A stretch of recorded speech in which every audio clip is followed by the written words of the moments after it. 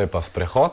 Tole je pa sprehod, ja, zelo všeč so mi bile tele domačinke. No, viš, take prizore se vidi v državah, kamor še ni preveč predrla naša civilizacija. Takrat, ko bo takih prizorov konec in bo velika škoda, pa spet ne moremo nič, ne. Tako da po svoje je kar lepo. Kaj vem, morali bi ljudje pustiti, da živijo tako, kot živijo, no, ampak seveda vsak si želi tistega, kar vidi na televiziji, v nadaljevankah. Se pravi, ogromno denarja, pa čim večje stanovanje, pa velik avtomobil. Stare kulture grejo pa k vragu zaradi tega. Tole je pleme Mursi, ena od najbolj zanimivih v Etiopiji. Nekatere ženske sicer na tele sliki, no tistale srednja, vidiš, da ima malo čudno ustnico, ne?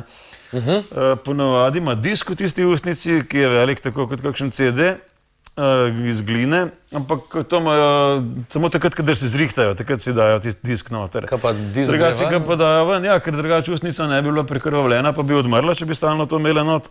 Tako da za kakšno uro ali pa dve si dajo not, pa spustijo, tako da ustnica nazaj gor potegne. A jo potegne čist do konca gor? Ja, tokle, kot vidiš, pa tudi še bolj, ne čist popolnoma, ampak tako, kakor da ima šobo, tako izgleda takrat, ko se ustnica spet prekrvavi. Je pa drugač, niti same ne vejo točno, zakaj to delajo. Več ali manj zaradi tega, ker so njihove mame to počele, ne. Dve glavni teoriji pravita, prva je bila taka, da so to moški delali zaradi tega, da bi se drugim ljudem zdele grde te ženske, potem jih ne bi ugrabljali. Ker se oni zelo radi ugrabljajo ženske med praktično vsa vzhodnoafriška plemena, pa na zahodu verjetno tudi.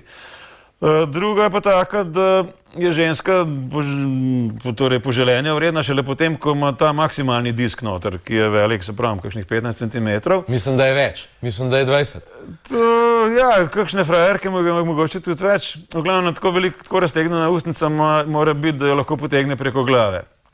Takrat je godna za ženitev in nekako marsikomu se očitno to zdi lepo, no.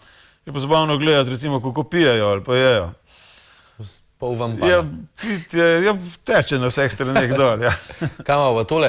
Tole imamo pa neke otroške poslikave. To je južna Etiopija, kjer je ogromno različnih ljudstev, na vsakih nekaj kilometrov je drugo ljudstvo in tudi poslikave so različne. In to je eno od mojih najljubših potovanj vsakič, ker tudi ljudje so taki zelo kar malo preveč odprti včasih. Pristno veseli. Recimo naše punce so se pritoževale, da jih njihove ženske vtipavajo. Pač, taki so, no. In meni je, sicer nažalost je povsod tako, ne, praktično povsod po Afriki. Kjerkoli se pojavi belec, je to za njih denarnica na dveh nogah, tako da potem tulijo za tabo, da jim pač daj denar. Ampak ni ravno povsod enako, no. Kenija recimo je najslabša, kar se tega tiče. Hej, Muzungu, give me my money. My money, pazi. To je se naučile. Kaj pa je tole? Nič posebnega, tole je pač v Maroku, ena taka vizualna zanimiva fotka. Ena stolpena džamija pač. Tukaj smo šli po Tassili Niger.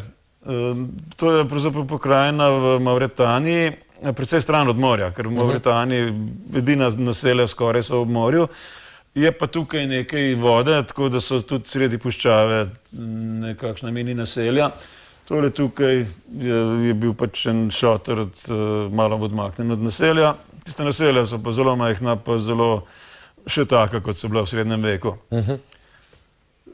Tole je pa kariola? Kaj je to? Ja, tole je sejem, tole konkretno so z osli prišli po vodo, to so pa take cize, kako bi se temu reklo, na katerih je sod in ta sod se bo napolnil z vodo, pa bo odpeljal do vasi, kjer vode pač ni.